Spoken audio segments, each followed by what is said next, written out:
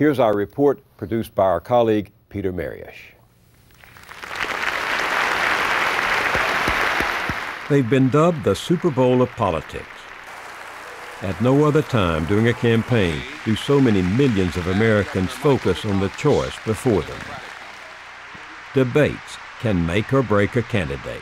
I'm not satisfied until every American enjoys his full constitutional rights. John Kennedy said he wouldn't have won the presidency in 1960 if he had not debated Richard Nixon. Because we are in a deadly competition. A competition not only with the men in the Kremlin, but the men in Peking. Jimmy Carter said he won in 1976 because of his debates with Gerald Ford.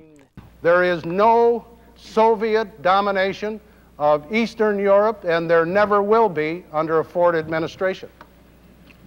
And then, Carter said, he lost in 1980 because of his debate with Ronald Reagan. There you go again. When Carter squared off with Reagan, 60% of American TV households were watching. But over the past quarter century, there's been a big change. During Gore versus Bush 4 years ago, less than 30% of TV households tuned in. George Farah thinks he knows what's happening.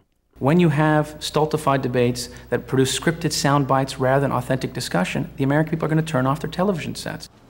Farah founded a nonpartisan organization called Open Debates. He says Americans are not getting the presidential debates we deserve. The American people want to hear and see popular candidates discuss the important issues in an unscripted manner. That's what's at stake, whether or not we're going to have the right to witness an important conversation. And why aren't we getting that kind of discussion between the candidates now? Because the Commission on Presidential Debates secretly submits the Republican Democratic candidates and allows these candidates to sanitize the debate formats, exclude popular voices, avoid discussing critical issues. Farah has written a book laying out his case. It's been endorsed across the political spectrum, from the conservative patriarch Paul Weyrich of the Heritage Foundation to the Texas populist Jim Hightower. What unites them in outrage is the Commission on Presidential Debates, the official-sounding, supposedly nonpartisan sponsor. Don't be fooled, says Farah. The Commission on Presidential Debates, although it claims to be a nonpartisan organization, was created by the Republican and Democratic parties for the Republican and Democratic parties. By design, it was established to submit and conceal the wishes and demands of the Democratic-Republican nominees. The result, he says, is an event tightly controlled by the candidates, a glorified press conference with rules rigged to serve the candidates, not the public. Listen to moderator Jim Lehrer as he opened the 2000 debate between George W. Bush and Al Gore. Tonight we'll have the candidates at podiums. No answer to a question can exceed 2 minutes. The candidates, under their rules, may not question each other directly. Those were the rules the candidates demanded, for a reason. You say in your book that what makes these debates so valuable to voters, confrontation, spontaneity, audience size, terrifies the candidates. Why? Because if the candidates were forced to be confrontational, if the candidates were forced to engage in spontaneous discourse, if the candidates were forced to confront issues they were uncomfortable with, they might make a mistake. That's just what happened to the first President Bush back in 1992, during the town hall debate with challengers Ross Perot and Bill Clinton. How has the national debt personally affected each of your lives? And if it hasn't, how can you honestly find a cure for the economic problems of the common people if you have no experience in what's ailing them? I think the national debt affects everybody. Obviously, it has a lot to do with interest rates. It has. She's saying you personally. On a personal basis, how has it affected you? The president was very flustered with the question. He didn't know how to handle it. What do you mean affect me? Oh, what I'm saying I'm not sure I get it. Help me with the question and I'll try to answer it. Well, this revealed to much of the public that he had a very difficult time relating to everyday working people and how they are affected possibly by the budget deficit. And it's precisely because of that that the candidates decided afterwards for the next 2 election cycles and in this election cycle to manipulate and sanitize the town hall format. The candidates got their way. The audience participants are bound by the following rule.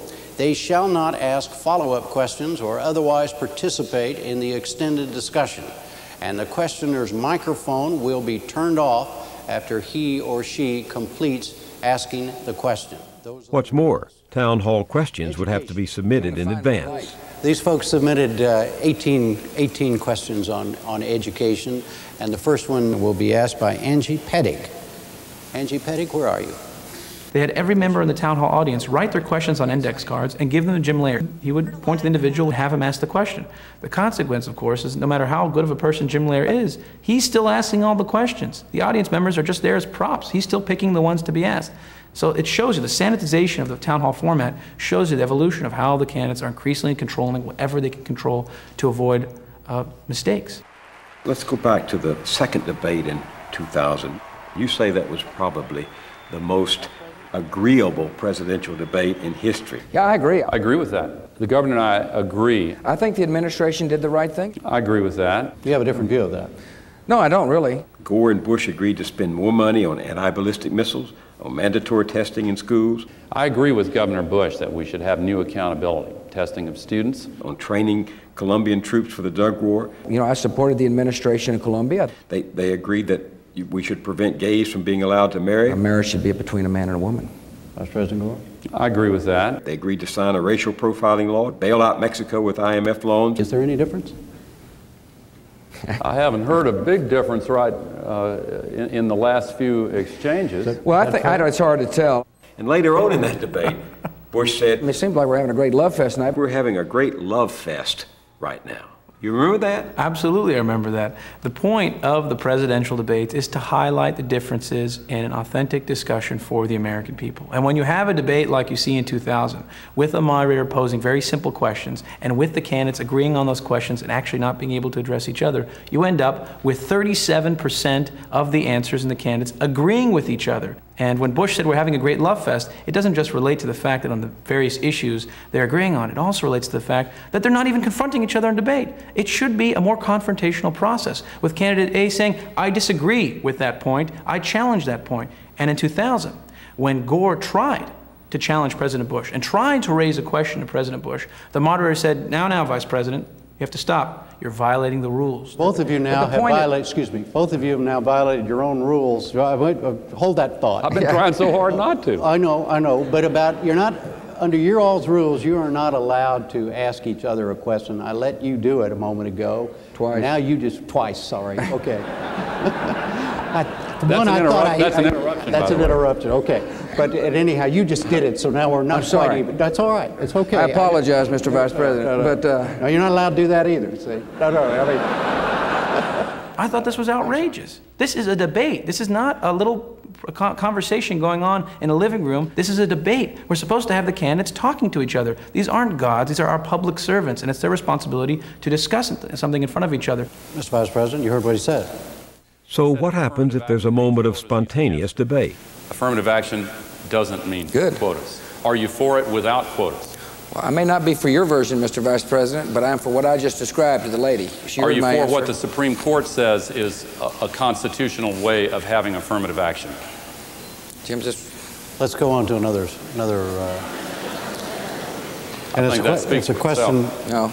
It doesn't speak for itself, Mr. Vice President. It speaks for the fact that there are certain rules in this that we all agree to, but evidently rules don't mean anything.